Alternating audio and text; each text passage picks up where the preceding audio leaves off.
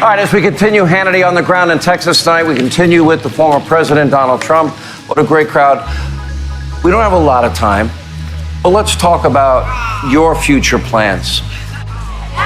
Now, I have a funny... Let me ask the crowd of everybody here, would you like to see the president run again in 2024?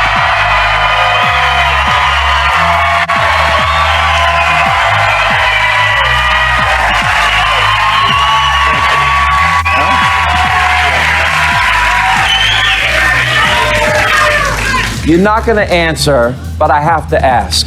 Where are you in the process of, let me ask you this, without giving the answer what the answer is, have you made up your mind? Yes.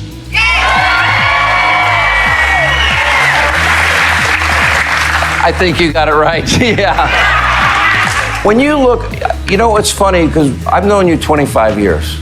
I remember when you were first talking about running, and we actually argued. Remember we'd argue about certain things?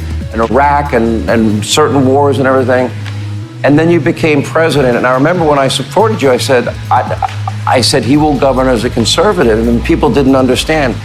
You really governed as conservative as any president in the modern day. That is your core belief.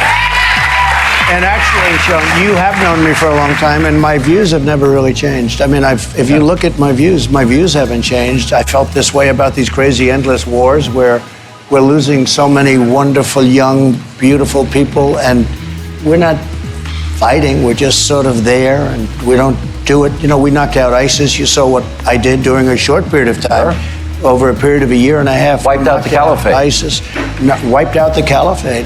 It was getting worse and worse. But we got to bring our people back home. It's time. 21 years in Afghanistan. Yeah. 21 years. And so...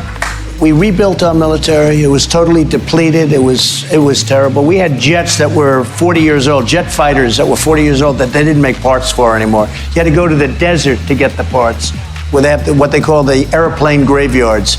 And we have now all brand new planes, brand new everything, all made in the USA. No, we have to get ourselves set.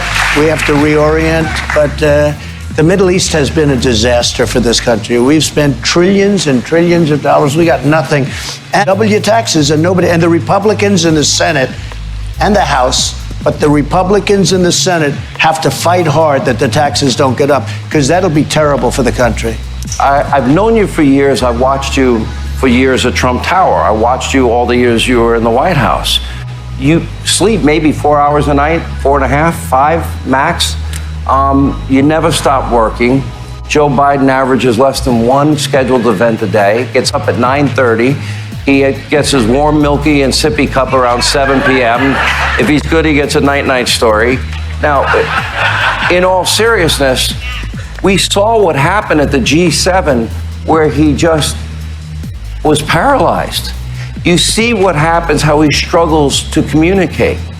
I asked you, and you kind of punted the last time you were on, do you see a cognitive decline in Joe Biden, and what does that mean to America? So let me say it a little bit differently. He is surrounded by vicious people that are very smart, but they don't stand for the values that the people in this room stand for. These are very smart people.